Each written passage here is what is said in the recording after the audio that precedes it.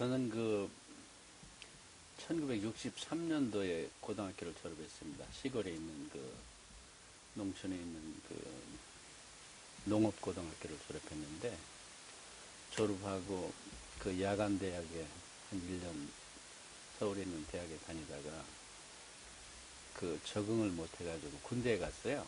군대 갔는데, 군대에서 군인교회, 상군단에 있는 군인교회, 군종하사관으로 일을 했어요. 근데 그 당시에 이제 계급이 대령인 한준섭 목사님과 함께 교회 일을 하게 됐는데,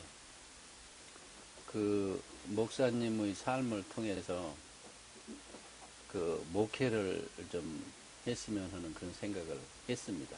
그런데 군인을 제대하면서 내가 가야 할 길은 목회와 좀 약간 비슷하지만은 군인을 제대하고 이렇게 나이가 한 27, 8살 테니까 사회복지라는 그 당시에는 이제 사회사업이라고 그랬는데, 사회사업이 좀 흥미가 있다 이런 생각을 하게 됐습니다. 마침 그 당시에 외원기관에서 일하는 선배 한 분을 만나보게 됐는데, 사회복지 하기 성격에 맞겠다 그런 생각을 하면서 강남대학 사회사업과에 편입을 하게 됐습니다. 1960년대 이제 65년에 제가 이제 군인을 가서 상군단 사령부의 군종하사관으로 이제 일을 하게 됐는데, 그 당시 군종참모인 한준섭 목사님을 만나게 됐습니다. 한준섭 목사님은 대령이었었는데 지금은 이제 미국에서 거주하고 계신데, 그분이 저를 이렇게 아들처럼 또 비서처럼 생각하면서 저희 멘토 역할을 실제 했던 분이라고 생각이 듭니다. 지금 지나고 생각해 보니까. 근데 그분께서는 저에게 군인을 이제 마치게 되면은 대학에 다시 적응하게 되는데, 신학을 전공했으면 어떻겠나 그런 생각을 해왔습니다. 그런데 제가 그때의 시대적인 상황을 보면 1960년대 중반에는 한국 경제가 아주 어려웠고, 그리고 이제 5.16 혁명이 일어나고 몇 년 되지 않았기 때문에 사회가 경직되어 있으면서도 요동치고 그리고 변화무쌍한 그런 시기였습니다. 그래서 저는 사실 사회의 전체적인 돌아가는 맥을 보니까 제가 어떻게 하면은 사회 발전을 위해서 조금이라도 공헌할 수 있을까 그런 생각을 해보면서, 제가 평소 때 이제 농촌에 살았는데 어려운 사람들이 그들이 삶을 어떻게 좀 새롭게 극복할 수 있는 방법이 없을까 그런 생각을 해보니까, 이 사회사업을 하게 되면은 어려운 사람들을 좀 도울 수 있겠다 하는 그런 가능성을 제가 엿보게 되었습니다. 그 당시 제가 68년대 졸업을 하고 강남대학 사회사학과 편입을 하고, 그리고 제가 제일 기억에 남는 것은 68년도에 제1회 전국 사회복지사 대회를 명동 성당에서 하게 됐는데, 그때 저는 지금 생각하면은 자원봉사를 하게 됐어요. 안내를 하고, 그리고 행사의 전체적인 흐름을 봤는데, 그때 이제 사회사업이 자리 잡은 지가 한 10년 안팎이었었는데, 그 당시에 전국에 사회사업학과가 있는 대학이 6개인가 7개밖에 없었어요. 지금 생각해 보면은 전화 한번 봅시다. 내가 제일 기억에 남는 것은 사회복지사, 그때는 이제 제1회 사회사업가 대회였었는데, 전국 사회사업가 대회였었는데, 그때 당시에 한 1000명 정도 모였던 것 같아요. 1000명 정도 모여가지고 명동 성당의 교육관하고, 그리고 그때 당시에 YWCA 강당 그곳에서 한 서너 군데에서 모여서 분과 토의라든지 학문적인 정립을 했는데, 그 당시에는 뭐 사회사업 책도 없었고 교재도 없었습니다. 교재도 없었는데 6개인가 7개 되는 대학의 교수님들이 주로 그 이론들을 정립을 하고, 그리고 한국 사회가 어떻게 앞으로 사회사업가들이 대처하느냐, 그리고 학문을 어떻게 정립하느냐, 그리고 그 당시에는 외국의 원조 기관이 사회사업 기관이었었는데, 외국의 사회사업 원조를 어떻게 전문화시키느냐, 그런 내용들을 가지고 아주 심도 있게 한 2박 3일 정도 그 워크숍 형태의 그 대회가 있었는데, 그때는 제가 생각해도 아주 잊지 못하고, 그런 행사를 왜 지금은 못하는가. 사회사업가들이 지금 뭐 전국적으로 40만이, 50만이 하는데, 그런 그 축제의 그 분위기, 그리고 사회사업가가 사회에 어떻게 변화해야 되고 공헌해야 되는지, 그런 그 주제를 다시 한번 그 일으켜 봤으면 하는 것이 그때 옛날 그 추억이라고 생각이 듭니다. 저는 대학을 졸업하고 그 첫 해에 그 정신병원의 사회사업가를 일하게 됐어요. 그 당시 이제 신촌에 있는 해동 정신병원인데, 그쪽에서 제가 일을 하면서 3년 동안 그 원장님하고 저하고 계약을 했습니다. 지금은 충령 복음정신병원 신상철 원장이신데, 의사들하고 똑같이 4년 동안 집에 가지 말고 정신질환자들하고 같이 먹고 자면서 정신과 사회사업을 했으면 좋겠다. 그렇게 이제 그 계약 조건이 그렇게 얘기가 됐습니다. 그래서 한 달에 하루 정도를 외출하고 29일이나 30일간은 병원의 그 도서관에서 자면서, 그 당시에는 정신과 사회사업이 아주 그 초창기였기 때문에, 내가 생각하는 거라든지 내가 실천하고 싶은 것을 그 원장님께서 비교적 자유를 주었고, 그리고 정신과 책들을 마음대로 읽을 수 있는 그런 분위기였기 때문에, 그때 그 제가 그 4년 동안 공부했던 것이, 제가 오늘날 그 임상사회사업을 하게 된 계기라고 생각이 듭니다. 그런데 잊지 못하는 그때 사건이 하나 있었어요. 정신질환자들이 아주 그 급성 환자들이, 젊은 대학생들이 이제 4명이 있었는데, 정신분열증 환자 중에서 이제 과대망상 환자라든지, 보면은 그 카타토닉 환자라는 긴장형 정신질환자들이 이제 생활했었는데, 일요일날 사고가 터졌어요.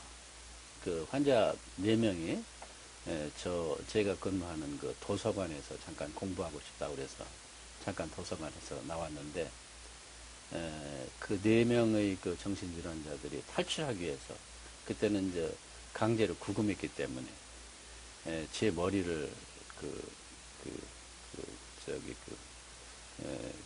과일 깡통이죠. 과일 깡통을 이렇게 먹고 나서 그것을 날을 세워가지고 제 머리를 치고 그 폭력을 가했어요.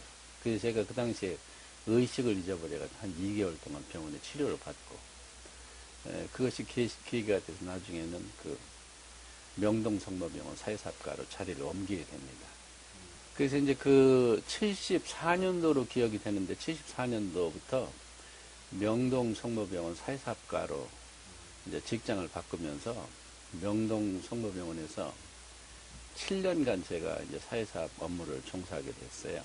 그 당시에는 이제 정신보건 사회복지하고, 그리고 의료사회사업하고 자선 업무를 주로 담당해 왔는데, 거기에서 또 저에게 귀중한 그 전기를 마련했는데, 지금은 명동성당 밑에 있는 그 성모병원이 지금은 명동 카톨릭 사회복지관으로 변모했는데, 그 당시에는 그게 명동 성모병원 자리였었어요.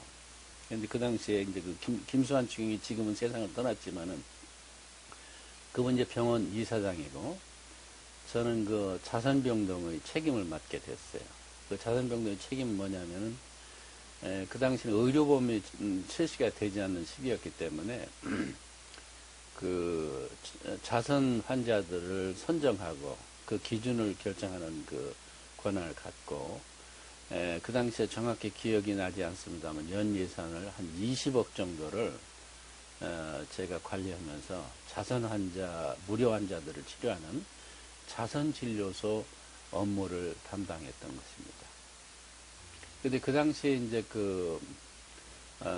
이제 자선 환자의 업무도 봤지만은 제가 그 당시에 그 업적이라고 할까 하는 것을 생각해 보면은 제가 그때 이제 연세대학교에서 이제 교육학 석사학위를 이제 공부할 시기였는데 그 의료사회사학과들이 전국에 한 50명 정도 됐었어요. 병원에 근무하는 의료사회사학과들이.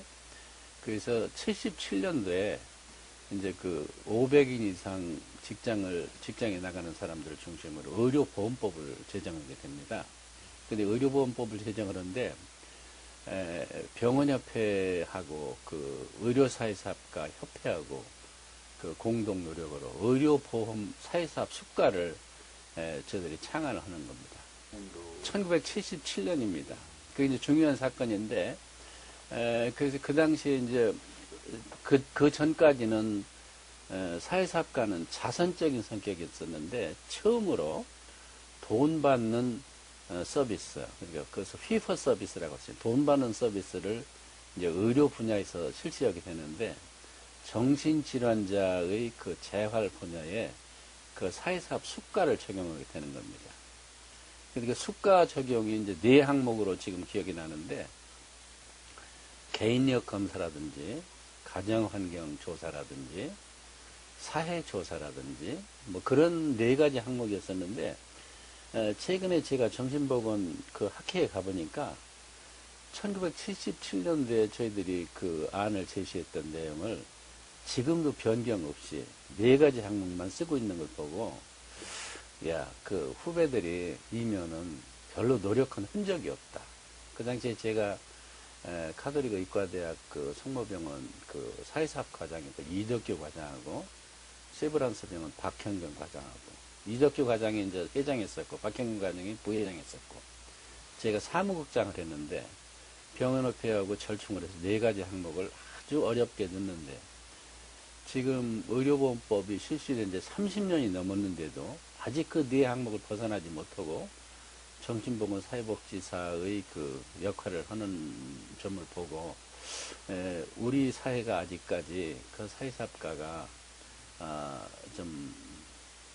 우리도 노력이 부족하지만은 인접 학문으로부터 객관적인 평가를 받지 못하고 있지 않느냐. 그 당시에 이제 해동정신병원에서 원장이신 신상철 원장이 그 당시에는 이제 국립정신병원 특식과장으로 계셨었는데 서울대학에서 정신과 보드를 따고 그리고 개인병원을 운영해 왔는데 그분이 사회심리적 치료에 대한 남다른 관심을 가지고 그리고 정신병 환자는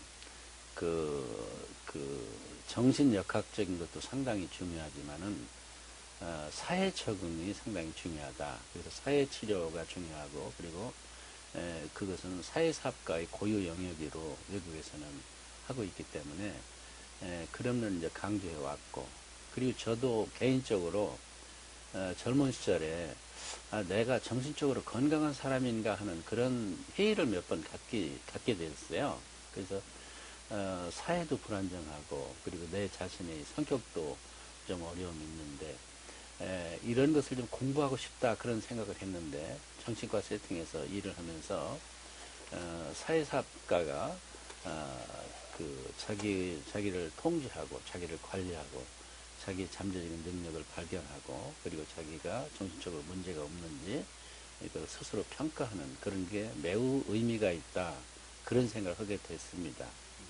그 사실은 그 당시 정신보건 사회복지 분야에서 이런 사람들은 대부분 학교의 교수로 갔는데 지금도 그때 일을 생각하면은 지금 우리가 이제 건강보험이 실시되고 다 하고 있지만은 인간의 능력 향상에는 육체적인 건강도 매우 중요하지만은 최근에 사회적인 여러 가지 문제를 보면은 인간의 정신 건강이 매우 중요하다 그런 것을 알게 되고 사회사학과들은 정신과적인 기본적인 그런 학습이라는 훈련이 꼭 필요하다.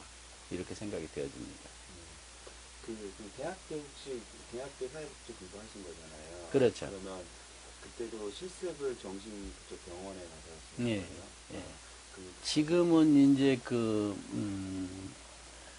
병원이 동국대학 그 영상학과 건물을 바뀌었는데 필동성심병원이라고 있었어요.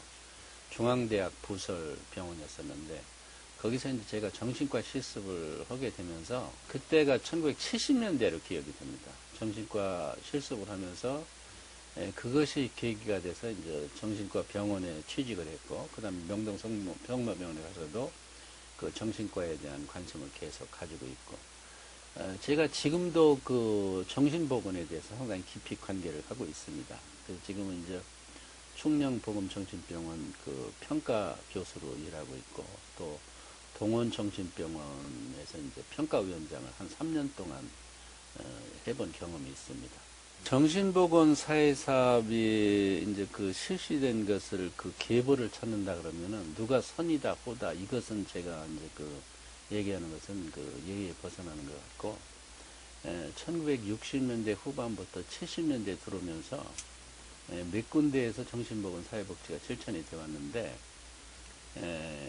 그 세브란스 병원하고 그다음에 국립 메디칼센터하고 메디칼센터 그다음에 가톨릭 성모병원 그리고 대구의 동산병원 그리고 국립정신병원 이런 데서 이제 그 정신과 사회사업을 실시했고 중앙의원이라고 있었어요. 중앙의원 해동정신병원 이런 데서 정신과 사회사업가를 고용을 해가지고 초기에 그 어떤 슈퍼바이저도 없이 주로 이제 정신과 의사들한테 필드 트레이닝을 받은 것이 이제 정신과 사회사업 효시라고 볼 수가 있습니다.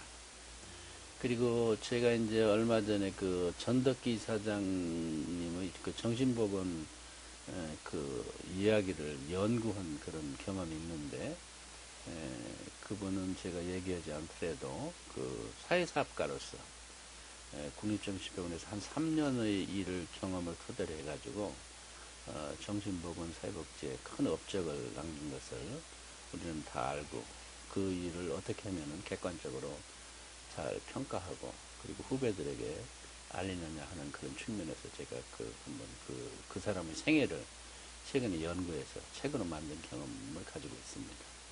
저는 인생의 전 과정에서 이제 두 사람을, 한 세 사람을 꼽는다 그러면은, 이제 충령보금정신병원의 신상철 원장을 생각하게 되고, 그리고 군대 시절에 그 한준섭 목사님, 그리고 김수환 추기경님, 이분들이 이제 제 생애에서 한 5년, 3년, 10년, 이렇게 해서 한 15년을 직접 그분들의 사사를 받을 수 있었고, 그리고, 정신과 영역에서는 이제 카톨릭 의과대학의 김중술 선생님하고, 그리고 몇 분들이 생각이 있는데, 장애를 가지고 있었던 정신과 선생님도,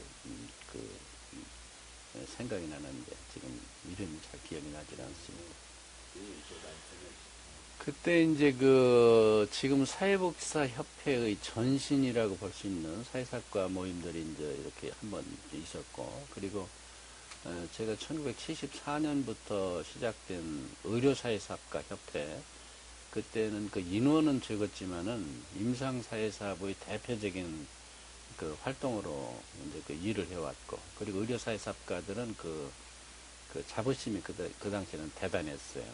그 후로 이제 정신과 사회사업가 협회가 이제 정신과 사회사업 학회가 별도로 나갔고, 그 다음에 재활사회사업이 이제 그 당시에는 의료사회사업을 같이 움직였는데, 재활사회사업이 독립이 돼서 재활사회사업도 최근에 보면은 의료보험 수가를 적용받고 있다. 그것을 이제 알 수 있습니다. 그리고 이제 최근에는 이제 노인 장기요양보험 이런 것들이 이제 임상사회사업하고 맥을 같이 하는 사회사업 형태로 발전해 오고 있다. 그렇게 해석할 수 있을 것 같습니다. 제가 이제 명동 성모병원에서 7년 정도 일을 할 적에 가톨릭 의과대학 간호 학생들하고, 물론 사회사학과 학생들은 실습을 이제 계속 왔기 때문에 의학과 학생들을 저희가 실습을, 아마 제가 사회사학과로서는 의학과 학생들의 실습을 최초로 했고, 지금도 막 의학과 학생들을 사회사학과가 하는 실습이 없을 거라고 생각이 들어요. 그 당시 카톨릭 의과대학 학생들을 중심으로 해가지고 빈곤 환자들을 차선병동에서 사회심리학 조사를, 페이지가 한 10페이지 정도 되는데, 그걸 이제 조사해 오고, 조사해 오고,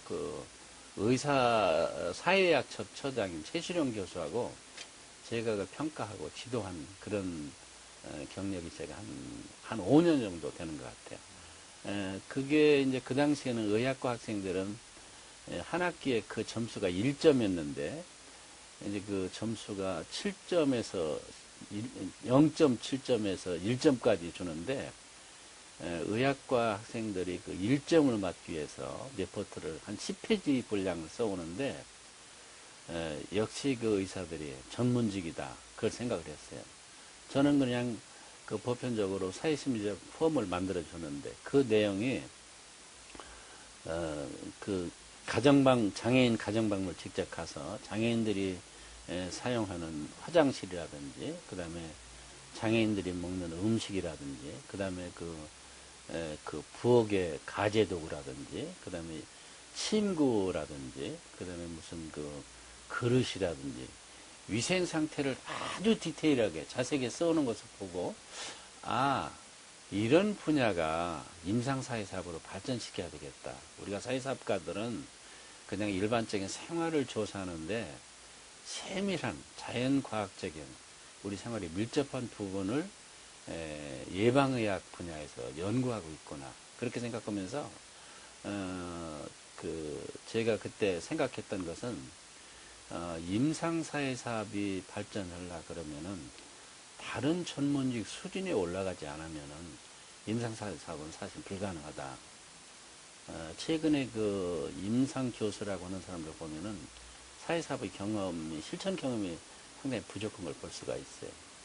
그래서 제가 이제 정신과 사회사업하고 의료 명동성모병원에 7년에서 한 10년을 근무할 적에, 그때 이제 1979년도에 박정희 대통령이 이제 김재규 중앙정부장한테 시해를 받게 되는 겁니다. 그 집안에서 이제 형님이 사업을 그 당시 크게 철강업을 했었는데, 회사의 경영이 어렵게 되고 사회적인 혼란이 오면서 부도를 맞이하게 됐어요. 그래서 80년 초에 제가 명동성모병원을 떠나게 되는 겁니다. 떠나서 한 4년 동안 한 250명 되는 기업체의 사장으로 취임을 하면서 말이죠. 노동자들 문제를 좀 한 3, 4년 연구하게 됐어요. 그래서 나중에 이제 제가 산업복지학 교수로 이제 재직하는 그런 계기를 만들었게 됐는데, 그래서 한 4년 동안 일하면서, 그 당시에는 사회가 아주 혼란하고 그리고 어려운 상황이었었는데,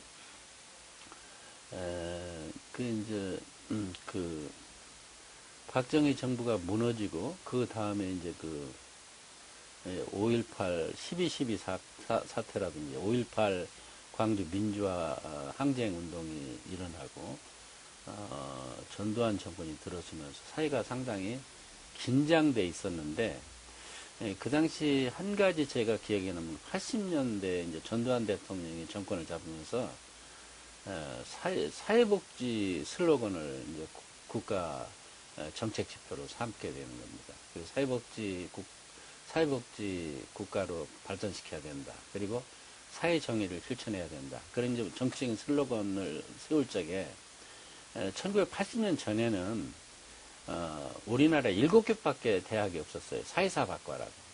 사회사학과. 그 당시에는 사회복지라는 용어를 쓰질 않았어요.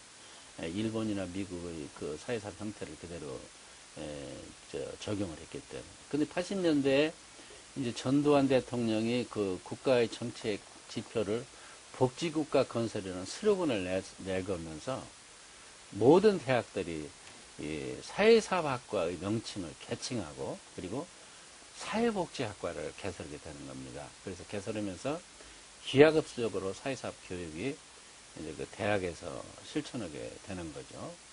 최근에 자료를 보니까 250개 4년제 대학, 그 다음에 200개의 전문 대학, 이게 이제 사회사학과가 다 있고, 각 대학의 대학원에 또 어떤 인터넷 수업에, 어떻게 생각하면 최근에 보면 사회복지 교육이 너무 보편화되고 일반화됐는데, 그것을 어떻게 정립하느냐 하는 것이 이제 그 2세대 사회복지사들이 고심해야 될 과제일 것 같아요.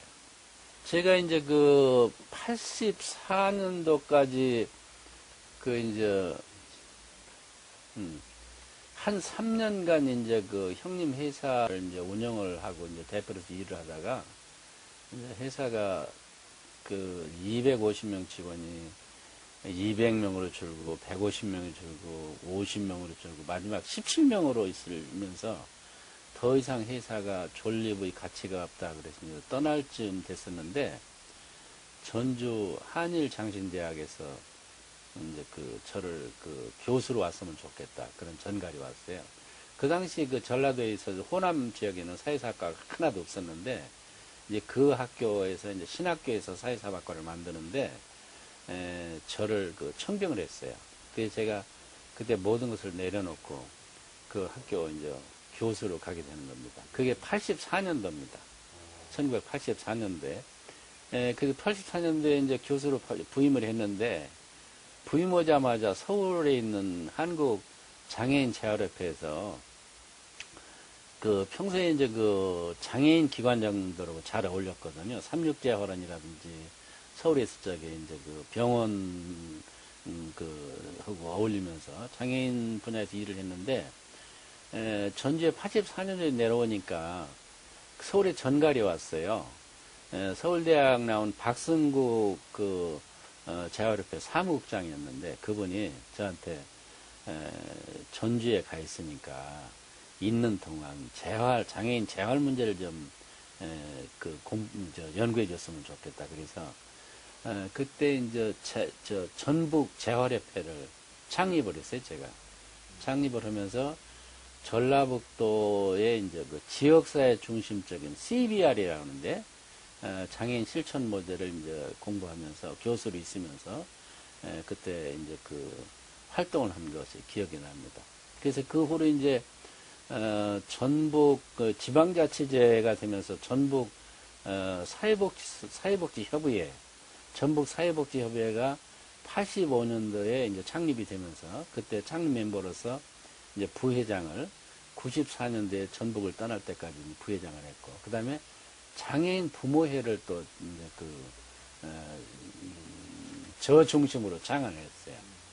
그리고 지역사회 중심의 재활의학 CBR 모델을 이제 연구했고, 그때 이제 전주가 제가 84년도에 가니까 20만 정도 인구가 되는데, 제가 94년도에 떠날 적에는 이제 한 70만 정도가 되더라고요. 그래서 애향의 도시고 교육의 도시였었는데, 지금도 보면은 전북에 이제 그 여러 대학의 사회사학과가 만들어져 있고, 호남에서 처음 사회사학과를 시작을 했고, 그리고 호남 지역의 사회복지의 그 터전이 한일장신대학교로부터 시작됐다. 그것을 이제 역사적인 의미에서 말씀을 드릴 수 있을 것 같습니다. 84년도에 전주에 가서 있으면서 제가 그때 당시에는 이제 연세대학교 대학원에서 이제 교육학 석사가 이제 전부였었는데, 이제 그 당시에는 뭐 박사학위가 없어도 교수를 충분히 할 수 있는 시기였습니다. 그런데 이제 80년대를 지나면서 이 대학에서 이제 박사학위가 필요하다는 그런 게 있고, 저도 또 이제 그 공부를 좀 더 해야 되겠다는 그런 생각을 가졌습니다. 그래서 일본의 그 동경대학의 보건대학원에 이제 그 보건학 박사학위를 제가 이제 신청을 했는데, 그때가 이제 1980, 한 7년도 됐었어요. 근데 그 장학금을 신청했는데 장학금 배정이 도저히 어려워가지고, 제가 88년도에 아시아권인 필리핀에 제가 잠깐 들렸었어요. 올림픽 준비하는 해에. 그래서 가서 이제 거기 가서 보니까 국립대학하고 한 서너 군데 대학을 이렇게 방문을 했죠. 근데 제가 이제 교수였기 때문에 이제 학교에 관심이 있어서 제가 영문으로 이제 그 이력서를 쭉 가져가서 그 접근했는데, UST라고 유니버시티 오브 산토 토마스 그 대학이 있는데, 그 대학에 이제 상담심리학을 전공을 하게 되는 겁니다. 근데 그 상담심리학을 전공을 하는데 이제 학비가 없어서 마침 옛날에 명동성모병원에 일하던 사회학처장인 최시영 박사를 찾아갔더니, 그분이 그 당시에 독일 어떤 그 단체로부터 장학금을 가능하다고 그래서 1,000만 원 정도 장학금을 받아서 한 2년 동안 거기에 머무르면서 학문을 시작했고, 나중에 이제 상담심리학으로 박사학위를 받게 되고, 그 귀국을 하고 나서 그 다음부터 이제 그 다시 또 강남대학에 요청해서 94년도부터는 강남대학 산업복지학과로 자리를 옮기게 됐습니다. 1993년도에 강남대학에 노인복지학과가 창설이 됐었어요. 노인복지학과 창설될 적에 저보고 이제 그 김만두 교수님께서 노인복지학과 창설하는데 창설 멤버로 왔으면 어떠냐 그랬는데, 제가 그때 생각은 50이었었는데, 제가 49세인가 50이었었는데, 난 노인복지는 싫다. 벌써 노인이 된다 그러면은 좀 억울하지 않느냐. 그래서 이제 그 해는 이제 거절했는데, 그 다음에 94년도에 산업복지학과가 만들어진다고 하더라고요. 그래서 산업복지학과는 제가 이제 사업을 한 경력도 있고, 그리고 좀 역동적일 것 같더라고요. 사회가 계속 발전하고 변화되는 역동적일 것 같은 생각이 들어서 산업복지학 교수라면 내가 한번 응시해보고 싶다. 그래서 94년부터 이제 그 직장을 강남대로 옮겨가지고 그 산업복지학 교수를 하게 되는데, 지금 최근에 보면은 이제 기업의 사회적 책임이라든지, 그렇지 않으면 어떤 그 기업 복지에 대한 그 여망이 있는데, 사실은 사회가 정치도 마찬가지지만은 균형되어 있지 않는 그 사회로 우리 사회가 가고 있다 하는 것이 늘 안타까워요. 그 쉽게 생각하면은 이제 기업을 운영하는 사람은 우리가 부자라고 생각하고, 그리고 노동자 계급은 그 가난한 사람이다, 도움을 받아야 될 집단이다 하는데, 그 기업과 노동자 간의 그 첨예한 갈등이 있고, 그리고 기업가들은 온정적인 생각을 가지고 노동자를 보는 시각이 있는데, 노동자들은 일을 열심히 하니까 정당은 그 권리로서 그 보수를 받아서 그리고 사회에 공헌해야 되는데, 그런 점이 아직 기업가들이 생각하는 사회적 책임을 충분하게 공감하지 못하지 않느냐. 그래서 최근에 이제 산업복지학에서는 그 선택적 복지라는 게 이제 미국에서는 활발하게 되는데, 노동자들이 필요한 복지 욕구를 기업이라든지 정부가 그것을 제공해야 되는데, 그런 점이 미흡한 점이다. 그래서 최근에 보면은 그 노사정 문제가 이제 그 김대중 정부나 노무현 정부에 오면서 상당히 안정적인 추세로 가는 것 같은 그런 느낌이었었는데, 최근에는 그것이 또 뒷걸음지는 그런 양상이 있는 것 같아요.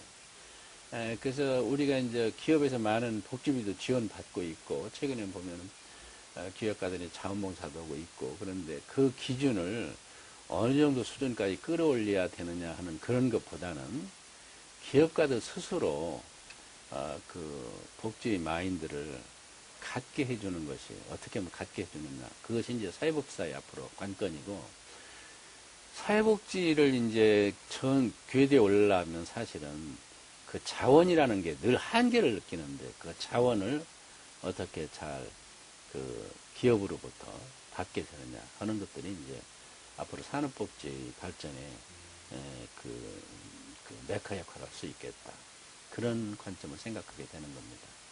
사회복지학은 저는 이제 교수 현장하고 교수 이제 교수 생활을 한 30년 했다. 성모병원에서 10년을 했고, 그 다음에 전주 한일양신대학에서 10년 했고, 강남대에 11년을 했는데, 그런 이제 30년 하다 보니까 한 60이 지나고, 이제 지금 내년엔 70을 바라보는데, 사회복지학은 실천이 없는 사회복지는 아무런 의미가 없다. 저는 그렇게 생각이 들어요. 그래서 그것은 정책적인 문제, 정책적인 분야도 그렇고, 실천적인 측면도 그런데, 실천이 없는 사회복지는 아무 의미가 없다. 그래서 저는 사회복지 교수로 한 30년을 하고 있고 지금도 이제 그 티칭을 하고 있습니다만은 현장을 들여다보지 않는 실천은 그건 허공이다 하는 거예요. 지금 대부분 그 현직에 있는 교수들이 80% 이상이 현장하고는 아무런 관련이 없는 그런 얘기들 하기 때문에 선진국 예라든지 이것만 여기기 때문에 그게 우리 사회에 적용되는 데는 한계가 있다. 이렇게 생각이 들어요. 저는 그 이론이 있으면은 반드시 이 이론이 현장에 적용이 되느냐 하는 그것을 생각을 해보게 되는 겁니다.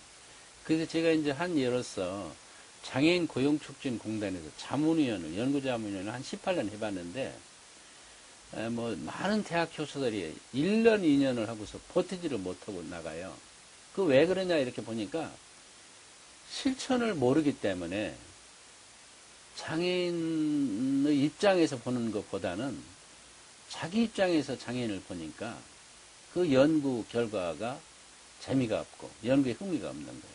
그 사회복지사는 우리가 윤리에서도 나오고 있습니다만은 인간의 존엄성, 개인의 존엄성을 자기 스스로 체득하지 않으면은 사회복지 실천은 사실 별 의미가 없다. 저는 그렇게 생각이 들어요.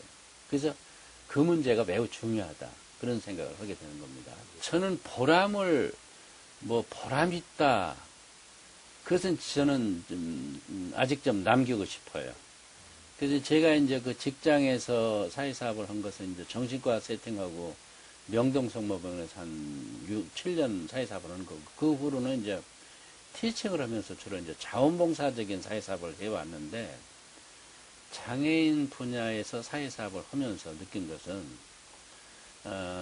우리나라가 이제 80년대에 들어서면서 노인 문제하고 장애인 문제에 대해서 이제 깊은 관심을 가지고 있는데,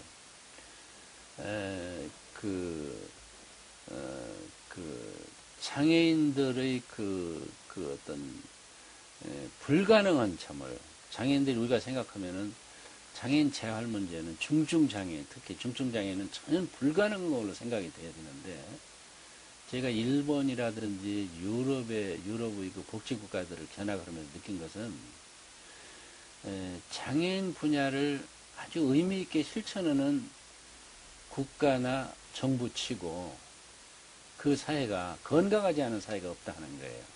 그래서 그 분야의 예산보다는 우리 의식 자체가 그 지역사회 중심적인 측면에서 그것을 이제 보면은 노멀라이제이션 프린시플이라고 그러는데 정상화의 원리를 보편적인 모든 사회에 적용시키는 것이 매우 바람직하다 이런 생각이 들어요.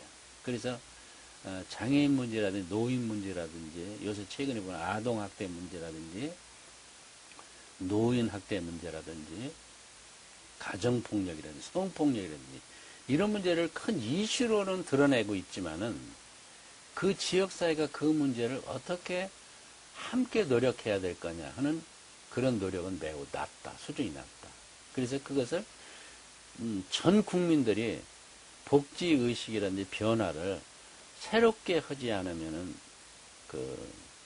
어렵겠다. 그래서 복지국가로 가는 것이 어떻게 생각하면은 국민들의 보편적인 복지 교육이 저는 매우 중요하다. 이런 생각을 하게 되는 겁니다. 개인적으로는 이제 어려운 순간들을 많이 지났는데 사회복지학의 현장에서 일하면서는 저는 사회복지를 어려웠다라고 느낀 것은 한 번도 없어요. 사회복지학은 인간이 살아가는데 필수적인 그런 삶의 현장이고, 그리고 삶의 현장의 깊은 곳을 내가 들여다볼 수 있다. 그리고 내가 참여할 수 있다. 그리고 그들과 함께하고 있다. 이것이 매번 순간 어려움이 겹칠 때마다 이것을 즐거운 마음으로 바꾸는 것이 바람직하다. 그리고 사회사업가는 어떤 정파라든지 종파라든지 이런 데 편협되지 않고 사회 밑바닥에 있는 어려운 점들을 그냥 묵묵하게 그 경험하고 동참하는 것이 사회복지사의 길이다. 이렇게 생각하고 있기 때문에 평소에 저는 사회복지사들이 뭐 성공을 했다든지 무슨 큰 기관을 잘 운영한다든지 그런 거를 이렇게 보는 것을 저는 별로 그렇게 높은 평가 점수를 주고 싶질 않아요. 사회복지사는 언제 어디서든지 주어진 상황에서 클라이언트를 중시하고 인권을 중시하고 사회가 바람직한 측면으로 내가 동참한다 하는 것이 사회복지사의 신념이고 철학이라고 생각이 들어요.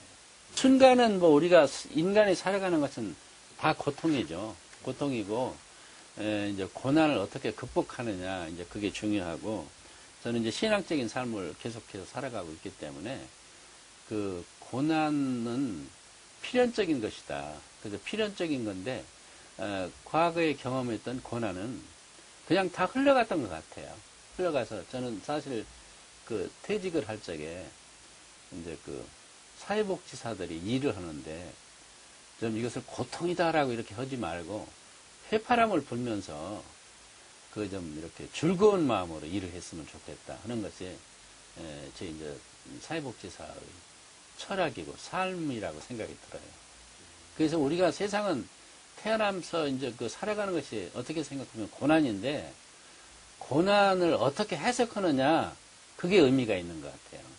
그래서 그냥 그 어려웠던 순간을 이제 가끔 저도 생각을 해보는데 어려웠던 순간들이 가장 의미 있고 가장 바람직했고 그리고 그때가 내 삶을 성숙시켜주고 발전시키는데 그 좋은 동기가 됐다. 그렇기 때문에 그 어려움이라고 해석하는 것 자체가 저는 별 의미가 없는 것 같아요. 얻은 게 있다면 이제 저 자신을 발견하게 됐다는 거죠. 인간의 그 무능력함, 인간의 한계도 발견했지만은 나도 가능성이 여러 가지가 있다. 그리고 인간의 잠재적인 능력을 스스로 찾는 가능성을 찾게 되고 그리고 이웃을 생각할 수 있는 어떤 그 여유도 찾게 되고 그리고 그 어려운 사람들과 삶을 함께함으로 인해서 이 사회는 부자도 큰 역할을 하지만은 가난하고 어렵고 장애인이고 노인들 이런 분들이 어떻게 보면 사회를 지탱시키고 우리 삶을 깊이 있게 생각할 수 있는 중요한 삶이 터전이다.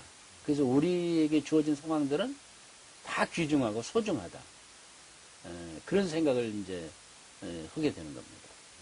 후배에게 딱 뭐를 했으면 좋겠다. 그런 것을 주문하는 것보다는 사회복지학은 이제 그 예술성과 아까 얘기했듯이 과학성을 어떻게 접목시킬 거냐 하는 게 이제 대주제인데 오랜 동안 그 원로 사회복지사들은 이제 그 타고난 성품을 사회복지에 잘 실천하는 그 예술성, 인간을 사랑하는 깊이 그것만을 이제 강조하는 경우가 많이 있는데 그리고 사회복지사를 보면은 그것보다는 사회복지는 기술이다. 그래서 이제 전문성을 강조하는데 그 예술성과 전문성을 어떻게 조화롭게 융합시키느냐 하는 것이 21세기의 사회복지학의 실천 현장이다. 이렇게 생각할 수가 있을 것 같아요.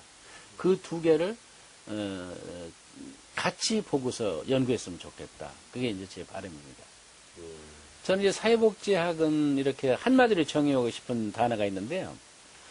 인간에게 봉사하는 전문직이다. 저는 그렇게 생각해요. 사회복지학은. 그래서 인간이다 하는 것은 우리 모두 다죠. 그 모두를 위해서 우리가 사회복지하게 되는데 사회복지사들이 이제 늘 그냥 생활이 어렵다, 보수가 어렵다 그런 걸 이제 그 주제로 내세우는데 그건 나는 부끄럽다고 생각했대요. 난 지금도 그렇습니다. 어떤 일을 할 적에 내가 일을 하는 걸 보고서 사례를 주십시오. 하다못해 어디 강의를 하더라도 내가 강의하는 걸 보고서 강사를 책정해달라. 그런 얘기를 해요. 그것은 무슨 얘기냐면은 내가 정성적으로 최선을 다하라 하는 겁니다. 이것은 모든 전문직에서 이제 의미가 있는데 그래서 사회복지학은 봉사하는 자세로 일을 하고 그리고 전문가다는 것은 사회나 주변 사람들이 인정을 받을 때까지 일을 하는 거예요. 근데 사회복지사들이 졸업장을 받고 1급 사회복지사 자격증을 받고 해서 난 전문가다. 그걸 먼저 내세우는데 그거는 정말 겸허한 자세로 입장을 표명해야 될 것 같아요. 그래서 사회복지사 갈 길은 나는 없다고 생각이 들어요. 이 지구 끝까지 가야 된다고 생각이 들어요. 그래서 무슨 GNP가 얼마 가고 선진국의 뭐 사회복지사 어떻게 대우받고 그런 것보다는 우리 자신들은 인간의 존엄성을 어느 직종보다 의학이라든지 신학이라든지 법학보다 우리는 어려움이 겪고 있는 사람들은 우리가 일선에서 일을 한다. 그리고 우리는 과학도 중요하지만 정성적으로 인내심을 가지고 최선을 다하는 전문가다. 그래서 적은 보수를 받더라도 이 일은 우리가 해야 될 일이다. 그런 의무와 책임을 가지고 했을 적에 우리 사회복지사가 다른 전문직하고 차이가 나지. 다른 전문가들이 뭐 돈을 많이 받으니까 우리도 돈 더 달라 그러면은 사실은 사회복지 할 필요 없다고 생각이 들어요. 장사라든지 사업을 해서 얼마나 돈 벌 수 있는 자리가 많이 있는데 그런 자리 마다하지 않고 꼭 굳이 사회복지를 해가지고 나는 돈을 많이 벌고 뭐 보수를 많이 받고 안정된 생활을 하고 싶다. 그것은 나는 사회복지의 그 진정한 의미가 없다고 생각이 돼요. 그래서 저는 사회복지학은 인간에게 봉사하는 전문직이다. 그 인간, 고통받는 인간, 봉사는 예수님이 십자가에 매달린 그런 십자가 사건처럼 우리 인간이 가지고 있는 모든 잠재적 능력을 인간에게 다 쏟아붓자 하는 거예요. 그리고 전문가라는 것은 이웃이나 다른 사람들이 당신이 하는 일은 그래도 전문가로 평가될 수 있다. 그렇게 인정을 받는 그런 것이 이제 미래사회복지사의 꿈이다. 그렇게 생각이 듭니다.